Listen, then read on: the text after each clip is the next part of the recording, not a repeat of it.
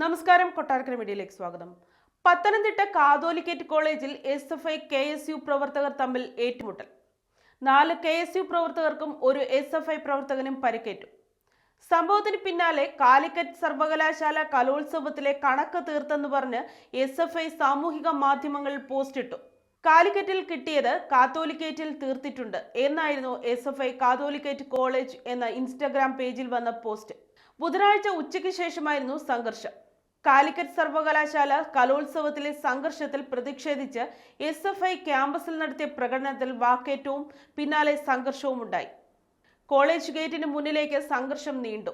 Police എത്തി ഇരുവിഭാഗം പ്രവർത്തകരെയും തള്ളിമാറ്റി. ക്യാമ്പസിന് പുറത്തുണ്ടായിരുന്ന നേതാക്കളും ഈ സമയം കോളേജിലെത്തി. പരിക്കേറ്റ KSU ജില്ലാ ജനറൽ സെക്രട്ടറിമാരായ മെബിൻ നിരവേൽ, നിതിൻ, നിയോജക മണ്ഡലം പ്രസിഡന്റ് സ്റ്റെയിൻസ് ജോസ്, നജാഫ് ജലാൽ എന്നിവർ പത്തനംതിട്ട ജനറൽ ആശുപത്രിയിൽ ചികിത്സയിലാണ്. പരിക്കേറ്റ SFI യൂണിറ്റ് സെക്രട്ടേറിയറ്റ് അംഗം ജിബിൻ ചികിത്സ തേടിയ ശേഷം ആശുപത്രി വിട്ടു.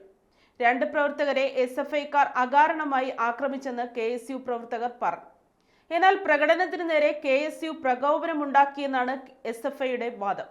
പരിക്കേറ്റ 2 വിദ്യാർത്ഥികളെ കൊണ്ടുപോകാനെത്തിയ മെബിനെയും സ്റ്റെയിൻസ് ജോസിനെയും SFI പ്രവർത്തകർ ഹെൽമറ്റ് ഉപയോഗിച്ച് ആക്രമിച്ചെന്നും KSU ആരോപിച്ചു. നേതാക്കളെ മർദ്ദിച്ചതിൽ പ്രതിഷേധിച്ച് KSU വ്യാഴാഴ്ച ജില്ലയിൽ വിദ്യാഭ്യാസ ബന്ധം പ്രഖ്യാപിച്ചു. അതേസമയം കോളേജുകളിൽ ബന്ദിന്റെ പേരിൽ KSU സംഘർഷമുണ്ടാക്കിയാൽ പ്രതിരോധിക്കുമെന്ന് SFI ജില്ലാ നേതൃത്വം പറഞ്ഞു. സംഭവത്തിൽ അന്വേഷണം നടത്തുമെന്ന് കോളേജ് അധികൃതർ അറിയിച്ചു. ഇരുകൂട്ടരും പോലീസിൽ പരാതി നൽകിയിട്ടുണ്ട്.